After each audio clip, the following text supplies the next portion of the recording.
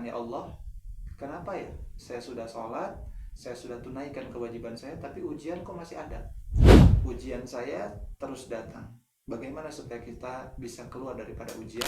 Ketika kita diuji, aduh ya Allah, berat sekali nih ujian. Gimana ya saya supaya bisa keluar ini dari ujian? Maka yang menyembuhkan bukan dokter tadi, yang menyembuhkan itu bukan orang soleh itu, yang menyembuhkan itu bukan ustadz itu, apalagi seorang dukun. Ya.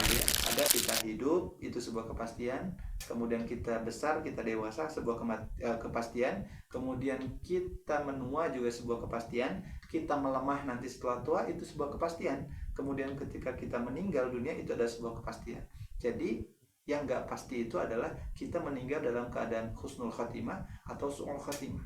La ilaha illallah, la ilaha illallah, la ilaha illallah, ma lana rabbun siwa.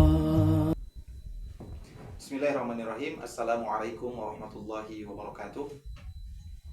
Alhamdulillahilladzi hadana lihada wa ma kunna linahtadiya laula an hadanallah. Asyhadu an la ilaha illallah wa asyhadu anna Muhammadan abduhu wa rasuluh. Allahumma shalli ala sayyidina Muhammadin al-Mustafa wa ala alihi washabihi wa man wafa amma ba'd. Ikhwah fillah yang dirahmati Allah, ayah bunda sekalian dimanapun berada, puji dan syukur marilah kita sama-sama panjatkan kehadirat Allah Subhanahu wa taala yang telah memberikan kita banyak sekali kenikmatan, nikmat iman, nikmat Islam, nikmat kesehatan, dan nikmat-nikmat yang lainnya. Akan kata Allah, wa in ta'udu nikmatallahi la tusuha. Salawat beserta salam selalu kita curah limpahkan kepada junjungan kita, yakni baginda Nabi Muhammad sallallahu alaihi wasallam, yang telah menuntun kita umatnya dari zaman kegelapan menuju zaman cahaya Islam yang terang benderang, yang hari ini Masya Allah kita tinggal maunya, tinggal mendekatkan dirinya kepada Allah tanpa hambatan apapun. Di zaman Rasulullah ngaji pun Rasulullah beserta para sahabat harus ngumpet-ngumpet di fase-fase Mekah awal gitu ya, sampai kemudian Rasulullah SAW dikejar-kejar bersama umatnya oleh seluruh negeri-negeri kaum kafir, ingin dibunuh gitu ya. Namun hari ini kita sholat tinggal sholat, ke masjid tinggal ke masjid, baca Quran tinggal baca Quran, kita enak gitu ya. Maka dari itu mudah-mudahan kita semuanya ditetapkan keistiqomahan untuk mengikuti ajaran Rasulullah, dan kelak kita mendapatkan syafaatul uzma di yaumil qiyamah. Amin ya Allah ya rabbal alamin. Ayah bunda yang dirahmati Allah, setiap manusia yang hidup di dunia ini, setiap makhluk hidup yang ada di dunia ini pasti akan mati, termasuk kita. Dan setiap manusia yang hidup ya, pasti Allah akan senantiasa memberikan ujian, itu pasti, dan Allah sampaikan dalam Al-Quran. Lalu kemudian Allah juga tegaskan, jangan sampai kita yang mungkin hari ini sudah soleh, sudah mengerjakan kewajiban kita kepada Allah, sholat, puasa, zakat, dan lain sebagainya, lalu kemudian kita mengatakan, ya Allah, kenapa ya saya sudah sholat, saya sudah tunaikan kewajiban saya, tapi ujian kok masih ada? Kenapa? Karena kata Allah, semakin kita naik level keimanannya pun akan diikuti dengan naiknya level ujian. Bagaimana kita menyaksikan dalam kisah-kisah dalam Al-Quran gitu ya, para nabi, para rasul itu memiliki keimanan, ketakwaan, keyakinan kepada Allah begitu luar biasa. Tapi kita juga lihat di sisi yang lain, para nabi, para rasul tersebut diuji dengan ujiannya pun yang begitu luar biasa, tidak biasa ya. Maka kalau hari ini kita merasa ujiannya nggak selesai-selesai, teman-teman sekalian, saya rasa kebangetan. Kenapa? Karena kita nabi bukan, rasul bukan, soleh pun kita sedang berusaha istiqomah untuk menjadi orang yang soleh, lalu kemudian kita mengatakan, kenapa ya Allah ujian itu kok terus-terusan kita rasakan ya, sakit ini kok kenapa nggak sembuh-sembuh, dan lain sebagainya. Maka teman-teman sekalian, hari ini mari kita sama-sama merefleksi diri gitu ya. Dan ketika ada pertanyaan, ujian saya terus datang, bagaimana supaya kita bisa keluar daripada ujian? Pertanyaan ini pun pernah ditanyakan oleh salah satu muridnya Imam Ibnu Qayyim al-Jauziyah. Beliau mengatakan hal yang sama. Bahkan ujian yang beliau hadapi itu adalah ujian yang sangat luar biasa. Ketika terus-menerus dia rasakan, maka akan membinasakan muridnya Imam Ibnu Qayyim ini di dunia dan di akhirat. Maka bertanya kepada Syekh Imam Ibnu Qayyim Al-Jauziyah, bagaimana ya Syekh supaya saya bisa keluar daripada ujian ini? Maka dengan bijaksana dan lembutnya Imam Ibnu Qayyim Al-Jauziyah mengatakan, alhamdulillah, maka dengarkanlah wahai saudaraku. Kemudian beliau mengutip salah satu hadis Rasulullah SAW yang dimana Rasulullah mengatakan, ma anzalallah da'an illa anzalalahu shifaan. Kata Rasulullah, Allah tidak menurunkan penyakit kecuali menurunkan pula obatnya. Artinya Imam Ibnu Qayyim Al-Jauziyah menginginkan muridnya, termasuk kita yang mungkin punya pertanyaan yang sama, untuk pertama ketika kita mendapatkan ujian, ingat bahwa ujian itu dari Allah, dan Allah turunkan ujian itu kepada kita serta-merta pasti Allah turunkan pula ujian itu dengan obatnya, ya, dengan penyelesaiannya, dengan solusinya. Penyakit apapun yang turun kepada kita pasti Allah Subhanahu wa taala turunkan dengan obatnya, penyembuhnya. Ujian apapun yang turun kepada kita, Allah sudah berikan juga, turunkan juga solusinya, penyelesaiannya. Itu yang pertama yang harus kita ingat, gitu ya. Yang harus kita tanamkan. Maka yang harus kita yakini adalah Allah mengirimkan ujian ini tidak serta-merta Allah biarkan, melainkan Allah turunkan ujian, pasti Allah turunkan juga solusinya. Aduh ya Allah, sakit saya ini udah lama ya Allah, kenapa nggak sembuh-sembuh? Gimana supaya sembuh? Ingat bahwa Allah yang kirimkan penyakit itu pasti Allah juga sudah kirimkan juga, sudah turunkan juga penyembuhnya atau obatnya untuk menyembuhkan penyakit yang kita alami tersebut. Di dalam hadis yang lain kemudian dikatakan, likulli da'in dawa'un fa idza usiba dawa'ud da'i bara'a bi idznillah azza wa jalla. Di dalam hadis ini setidaknya ada 3 poin yang harus kita tanamkan dalam diri kita ketika kita menghadapi ujian. Yang pertama adalah likulli da'in dawa'un. Untuk setiap penyakit itu adalah ada obatnya, gitu ya. Likulli da'in dawa'un, setiap penyakit itu pasti akan ada dawanya, ada obatnya, gitu. Fa idza usiba dawa'ud da'i, apabila obat sesuai dengan penyakitnya, gitu ya, maka bara'a bi idznillah azza wajalla, ia akan sembuh dengan izin Allah Subhanahu wa taala. Ya, yang pertama kita yakini bahwa Allah kirimkan penyakit, kirimkan ujian, pasti Allah kirimkan juga obat dan juga penyelesaiannya. Itu satu. Yang keduanya, ketika obat ini, ketika penyelesaiannya ini sesuai dengan penyakitnya, maka pasti biiznillah Allah akan sembuhkan karena Allah Subhanahu wa taala. Artinya seperti kita hari ini sedang sakit perut, kemudian datang ke dokter, dokter akan nanya, apa yang dirasakan Pak? Oh, saya sakit perut. Kenapa sakit perutnya? Bagaimana? Kita jelaskan ciri-cirinya. Kemudian setelah dapat ciri-cirinya, kemudian dokter itu mendiagnosa, oh ini sakit perut karena tadi makan pedas misalnya, gitu ya. Atau oh ternyata Anda telat makan, oh berarti ini lambung, gitu ya.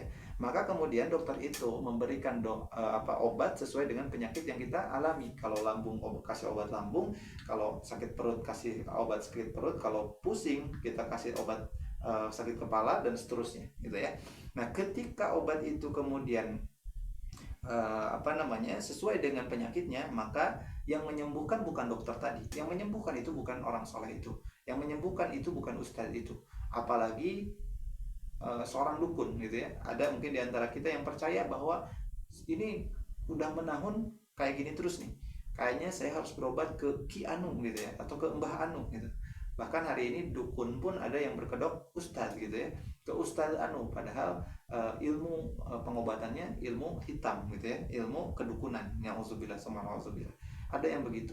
Nah, yang harus kita yakini bahwa yang menyembuhkan itu bukan dukun itu, yang menyembuhkan itu bukan ustadz itu, yang menyembuhkan itu bukan dokter itu, akan tapi yang menyembuhkan itu adalah Allah Subhanahu wa taala. Karena kesembuhan itu adalah zat iradatnya Allah Subhanahu wa taala. Yang menyembuhkan itu adalah domainnya Allah, hak prerogatifnya Allah. Jadi yang pertama yang harus kita yakini ketika kita ingin keluar dari masalah, ingin cepat sembuh dari penyakit, maka satu, Allah tidak mungkin kirimkan penyakit dengan tidak dikirimkan juga obatnya. Allah kirimkan musibah, tidak Allah kirimkan juga penyembuhannya atau penyelesaiannya. Tidak mungkin. Pasti Allah kirimkan penyembuhannya dan solusinya. Itu yang pertama. Yang kedua, cari obatnya. Cari obatnya, ikhtiar gitu ya. Karena ikhtiar itu adalah hak kita. Yang menyembuhkan baru hak Allah. Bukan berarti kemudian ada yang menyembuhkan bukan dokter, yang menyembuhkan bukan ustadz gitu ya. Yang menyembuhkan bukan dukun. Akhirnya kita nggak ikhtiar. Nah, kita tetap ikhtiar. Yang nggak boleh ikhtiar ke dukun, ke ustadz, minta doanya, minta didoain supaya sembuh, itu boleh ya. Bahkan Rasulullah dan juga para sahabat ini mempraktikkan itu. Tapi yang jadi masalah adalah ketika kita berobat ke dukun, apalagi dukunnya berkedok Islam ya, dukunnya berkedok ustadz, ini bahaya. Jadi hati-hati dalam pengobatan tersebut. Harus betul-betul kita mencari sosok ustadz atau yang mendoakan kita yang betul-betul syar'i. Jangan sampai kita terjebak bahwa justru yang yang kita temui itu adalah dukun yang kemudian merekomendasikan untuk ini, untuk itu, kemusyrikan dan lain sebagainya gitu ya. Jangan sampai. Untuk sembuh kita kadang-kadang disuruh ini itu mau saja supaya sembuh gitu ya, padahal itu tidak, sama sekali tidak mendatangkan kesembuhan, justru menjadikan kita syirik. Na'udzubillah, jangan sampai seperti itu. Kalau sama ustadz yang memang syar'i itu boleh, bahkan diajarkan oleh Rasulullah SAW. Dan kita pun berikhtiar menemui dokter, menemui klinik, menemui medis dan lain sebagainya, itu dibolehkan selama tidak ada kemusyrikan di situ ya. Nah, tapi ingat, ketika kita sudah ikhtiar, setelah kita berusaha untuk sembuh, berusaha untuk keluar daripada masalah kita, maka kuncinya satu, kita berharap kepada Allah, kita dekati Allah, kita tawakal kepada Allah, kita syukuri apa yang Allah berikan hari ini. Karena hanya dengan itulah kemudian akan mendatangkan rahmat Allah, kemudian kesembuhan itu mudah-mudahan dengan kita mendekatkan diri kepada Allah, tawakal kepada Allah, Allah akan segerakan ya. Mudah-mudahan dengan kita mendekatkan diri kepada Allah, rahmat Allah akan datang kepada kita, dan ujian itu Allah segerakan diselesaikan. Hanya itu ya yang kita lakukan. Satu, yakini bahwa Allah kirimkan ujian, kirimkan penyakit, pasti Allah kirimkan penyembuhnya, Allah kirimkan solusinya. Yang kedua, kita ikhtiar keluar daripada musibah yang kita hadapi, kemudian ikhtiar untuk sembuh juga, boleh ke dokter, boleh ke ustadz, boleh ke siapapun, yang penting jangan ke dukun, nggak boleh gitu ya. Nah, setelah kita ikhtiar, maka dekatkan diri kita kepada Allah, tawakal sama Allah, syukuri apapun yang kita rasakan hari ini, karena hanya dengan itulah mudah-mudahan Allah Subhanahu wa Ta'ala memberikan penyembuhan dan memberikan penyelesaiannya dengan waktu yang cepat gitu ya. Baik, teman-teman sekalian, di dalam hadis yang lain Rasulullah SAW mengatakan, innallaha lam yadha' da'an illa wada'a lahu shifaan, au qala dawa'an illa da'an wahidan. Kata Rasulullah, sesungguhnya Allah tidak menimpakan sesuatu penyakit kecuali memberikan juga obatnya. Namun kata Rasulullah, ada satu yang tidak bisa diobati. Kemudian kata para sahabat, ya Rasulullah, wa ma huwa? Apa itu ya Rasulullah? Kata Rasulullah, al-haramu. Apa itu al-haramu? Penyakit tua. Nah, gitu ya. Hari ini kalau kita sudah usianya di atas 40, di atas 50, jangan berharap mudah lagi gitu ya.